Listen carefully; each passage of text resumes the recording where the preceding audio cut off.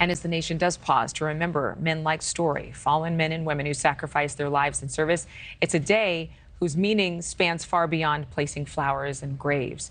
Here to talk about the various ways you can actually honor somebody who served and the families of those who served is Don Bramer, a decorated veteran who has served in multiple deployments with the Combined Joint Special Operations Task Force. Good morning, sir, and thank you for your service. Good morning, Adrienne. How are you on this lovely day? You know, I'm actually really awesome, in spite of the fact that we have to work today, and I appreciate you making time because you could be like having breakfast right now with some loved ones. But I was actually able to listen to the distinguished Major General Rodney C. Byrd this weekend. And he said some things that I wanted to relate to you and ask you what this day meant to you. But in his words, he says, "The military stands against oppression and evil and defends the weak and protects the vulnerable. And it's important as a society that we support those in uniform." Can you just tell us why Memorial Day should be important, not just to those who are of military families or have a military background, but to all Americans?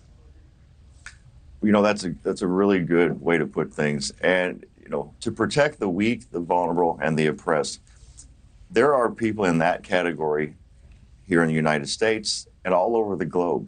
And that is something that when you raise your right hand and you put on that uniform of this nation, that we go into knowing that it is our job and our responsibility. But it's also a privilege.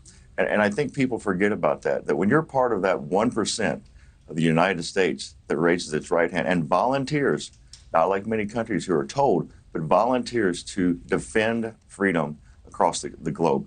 And something that I'm very proud of, and I'm proud to stand with my brothers and sisters, no matter what their race, no matter their religion, their creed, their orientation, because when you're fighting and you look to your right and you look to your left, we're all there for the same cause, and we put all politics aside.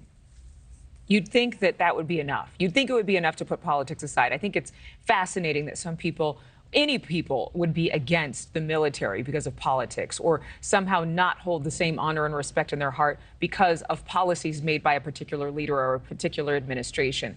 We want more peace in this country.